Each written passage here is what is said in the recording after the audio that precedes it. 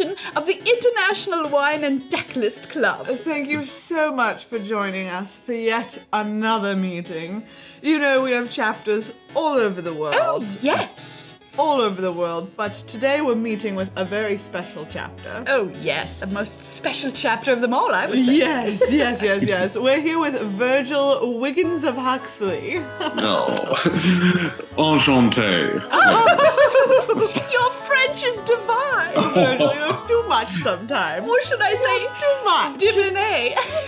That's French, I think. Charmed, to be sure. Yes. If people don't know who we are, I will just introduce myself. I'm Pipples. Yes, and I, of course, am Veronica Vanderbilt of the other Vanderbilt. Yes. Yes. Oh, no. Not the bad Vanderbilts. The good No. one.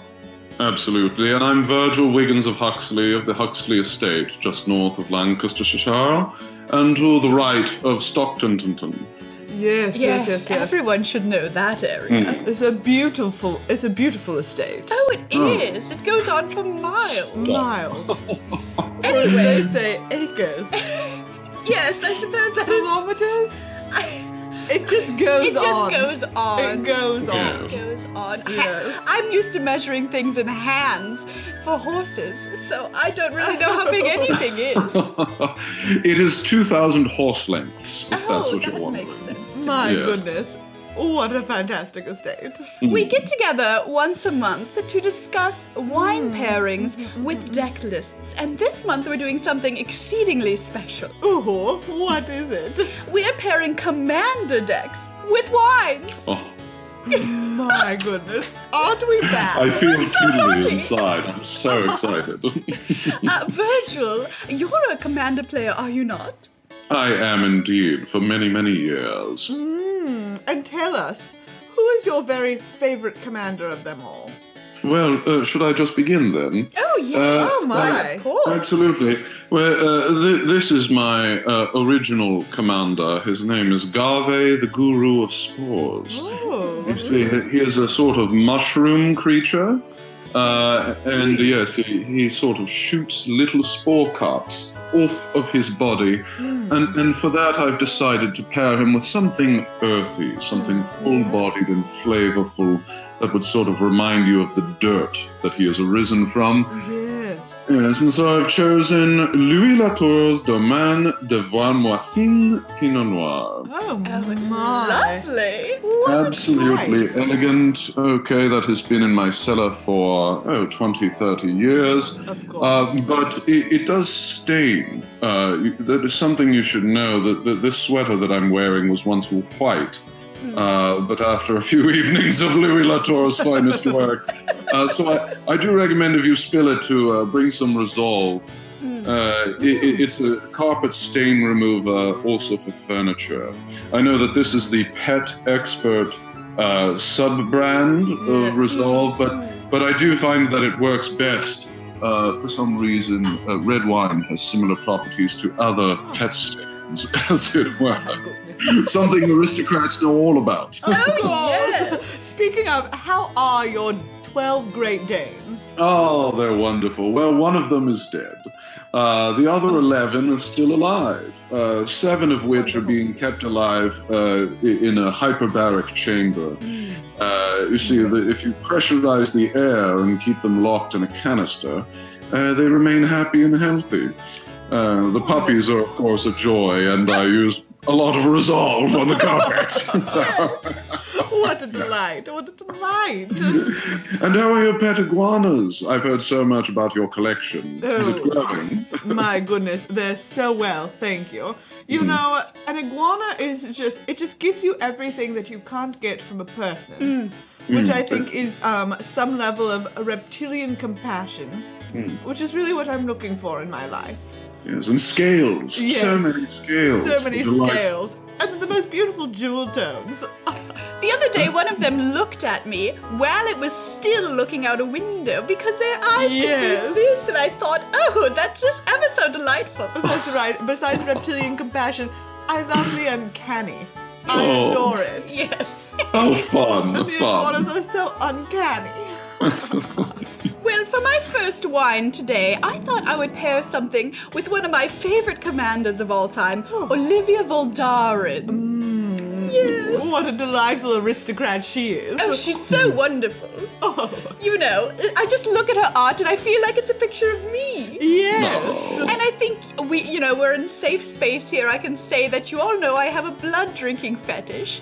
And so I thought, why not bring something to drink that, the police, quote unquote, I don't know what power they actually have to arrest me, but they won't let me drink human blood. So instead, I've brought a lovely red wine. I thought, why not have a deep, luscious red to substitute for the human blood platelets I cannot legally consume. Oh. Delightful. Yes. Delightful. And I've often said, Pipples, that I find that you're so ethereal. I could imagine you floating in midair. Oh, well, thank you. I do weigh 89 pounds.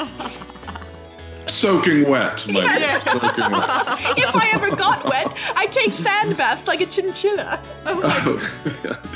Yes, why wet your hair when it is so perfect as it is? The oils are so important to preserve. Now, I have a question about Olivia. Have you ever noticed that her legs appear to be interesting? You can't tell whether her knee is pushing against the outside of her skirt or whether it seems as though she has 3 legs, one of which is hidden. Yes, indeed. Yes, have you looked at the artwork? Very Can you tell similar me? to Pipples. Yes. That people explains it. I have Okay. a third leg.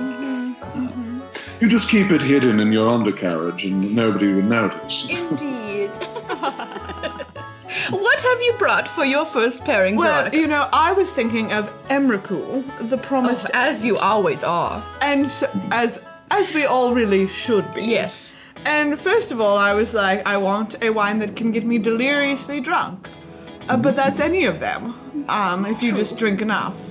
So instead, I thought I'll get something that goes well with noodles, which so well echoes Emrakul's own sloopy legs. Absolutely. Yes. The so spaghetti monster, as she's often referred. Exactly. So I asked my personal sommelier, give me something that would go well with perhaps like a classic spaghetti. Because I don't think Emrakul is quite an angel hair, and she's certainly not a linguine. Oh, no. I think she's a classic spaghetti. So I have a Vodia here, which is just it's a red wine. Yes, lovely. Yes. I can imagine sucking in Emrakul's sloopy arms while gulping down a guzzling gullet of one of these. Yes, exactly. Let me thank you as well. I've known Emrakul for a long time. Back to the Zendikar days, of course. Yes. But to see her stranded in Innistrad with all the terrible bratwurst and sauerkraut and things, it's so nice to see her making a move to the Mediterranean. Exactly. Oh, yes. Like, darling Emrakul, you don't want to be around all that heavy food forever. No.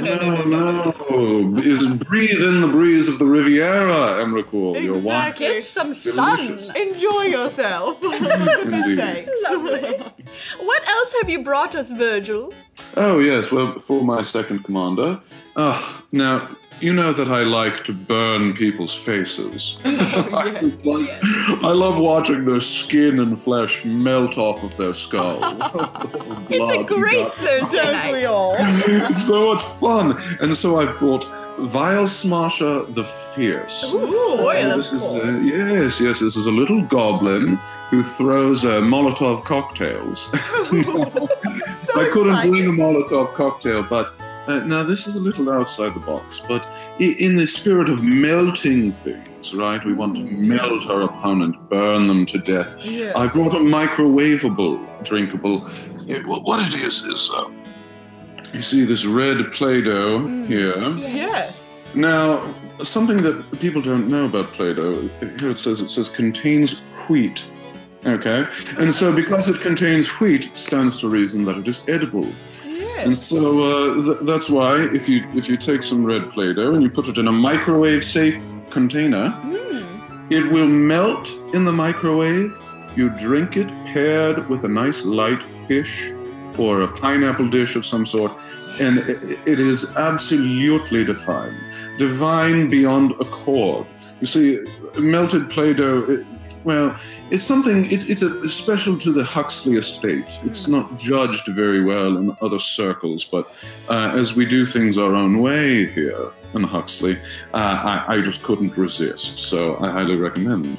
Thank you so much for bringing us a little flavor of the Huxley estate. Yes. I don't pleasure. think we've ever been so honored. I know. It's just lovely to get a peek inside your life on your estate, as we can never enter due to the large gates that reach up for several horse hands. That's true, and I lost the keys many years ago. I haven't had any visitors, so I'm so glad that you were able to adjust technology to bring me into your house today. Yes. Of course. You know, the world does miss you. We do hope you find that key one day.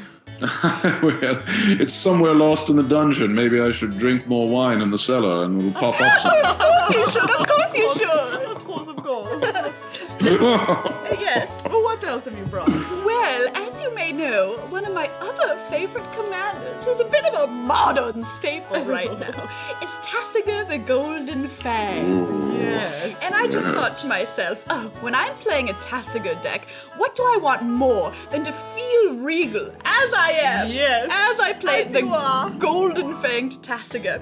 And what better way to feel like a golden prince than a bit of Goldschlager while you're playing with Tasigur? Yeah. There's golden flakes inside, as you can see, but I often substitute my family's own personal gold stash for the gold flakes. So I'll just take off the top, dump in a couple of my grandmama's golden rings, some of her earrings, and choke those down while I take a swig of Goldschlager. My, that's opulent, dear. Of course. It's so in keeping with dear Tassie. Yes, Tassie is opulent in and of himself, and so what better way to feel opulent while you play opulence than a bit of the schloggy schlog? That's right. And undergraduate collegiate students agree everywhere. Oh, absolutely. It brings me back to my days at Brown. Brown! I was going to say you went to Brown. I suppose we can keep this phone call going. Needless to say, I'm a Wellesley grad. As you know, I only went for 2 hours before I dropped promptly out. As you know, I can never be in the same room for more than 3 hours at a time. I see. Yeah. Well, it's good you dropped Brown. I drop Brown every morning after my cup of coffee.